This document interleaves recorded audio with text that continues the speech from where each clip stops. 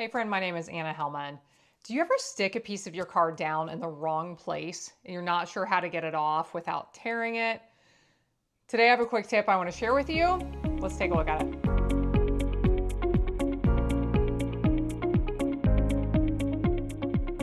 So here I have a card I was working on. As you can see, I put this center piece down crooked and the border around the outside is not straight.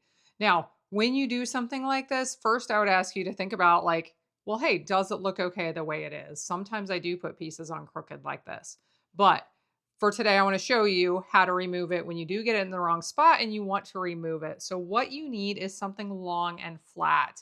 The tool I normally use, this is my Take Your Pick tool. It has all kinds of handy pieces and attachments. This is the putty tip that I use to pick up small pieces and apply gems.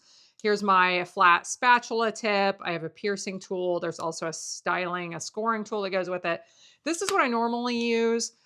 Here's a palette knife. I use these to apply paste at times to my cards for texture. You need something long and flat. And what you do is stick it under that piece and just move it around wherever your adhesive was. You can kind of press a little bit, pull back a little bit, press, and just work your way through where that adhesive is attached until it lifts up. When you try to just pull the piece off, typically you end up either tearing your paper or it leaves a bend mark in it that will be noticeable. So there, I got it lifted up. I always reapply adhesive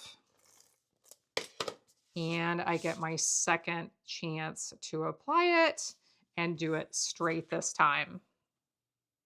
If you're new here, make sure to subscribe, give me a like, drop a comment down there. What kinds of tips would you love me to share in the future? I appreciate you being here and I hope you'll be back again next time when I'll be here helping you to hand make with love.